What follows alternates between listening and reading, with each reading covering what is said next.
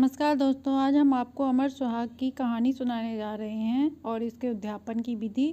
तो चलिए शुरू करते हैं। इस कहानी को संक्रांति से लेकर अगली संक्रांति तक सुना जाता है। इसकी विधि दो प्रकार है। पहली संक्रांति से लेकर अगली संक्रांति तक कहानी सुनते हैं। दूसरा है सोमवार शुक्ल पक्ष से शुरू करके 7 दिन लगातार व्रत पूजन कर कहानी सुना जाता है।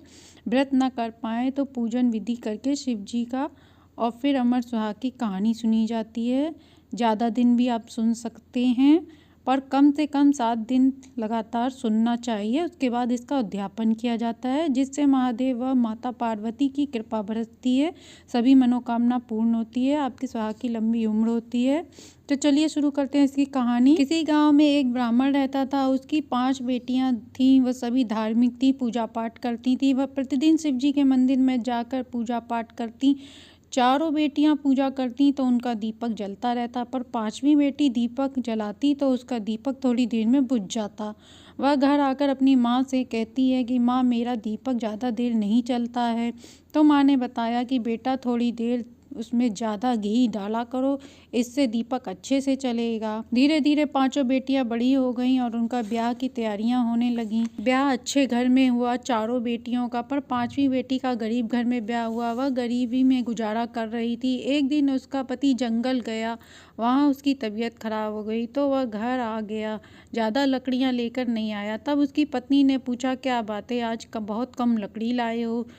तो उसके पति ने कहा, आज मेरी तबीयत ठीक नहीं थी, इसीलिए मैं कम लाया हूँ। तो उसने कहा, कोई बात नहीं। अगले दिन जब उसका पति लकड़ियाँ काटने जंगल में जाने लगा तो उसकी पत्नी ने कहा, मैं भी साथ चलूँगी। पति ने मना किया, पर वह ना मानी और चल दी।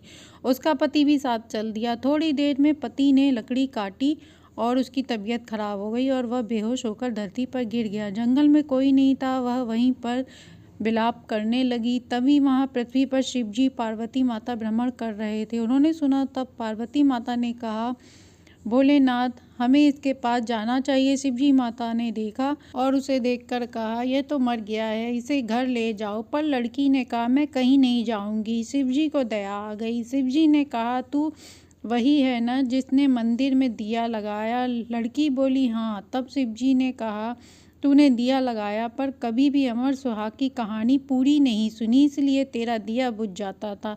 लड़की ने कहा, हाँ, मैं आपके पैर पड़ती हूँ, आप मेरे पति को अच्छा कर दें। तब शिव जी को उस पर अमृत छींटे डाल दी। उसका पति उठकर बैठ गया और बोला, मुझे बहुत अच्छी नींद आई। तब लड़की ने कहा, ऐसी नींद किसी दुश्मन को भी ना आए, चलो मुझे घर चलना है, अमर सुहाग की कहानी सुन उद्यापन करना है। उसने कहानी सुनी और उद्यापन में 5 या 7 तिल की कटोरियाँ लेकर उसमें सुहाग की सामग्री रखकर उसमें फल फूल मिठाई सहित हाथ फेरा और बोली, 7 कटोरी ऊपर चूड़ा, अमर रहे सुहाग मेरा। 1 कटोरी भगवान शिव जी के मंदिर में सुहाग सामग्री वस्त्र सहित छोड़ दी। बाकी की 6 कटोरी किसी 6 सुहागिनों को या ब्राह्मण को दे या बहन बेटियों को सुहाग सामग्री फल मिठाई सहित बांट दें। इसी तरह उसने लड़की ने उद्यापन किया। उसके घर में सुख शांति संपन्नता आ गई।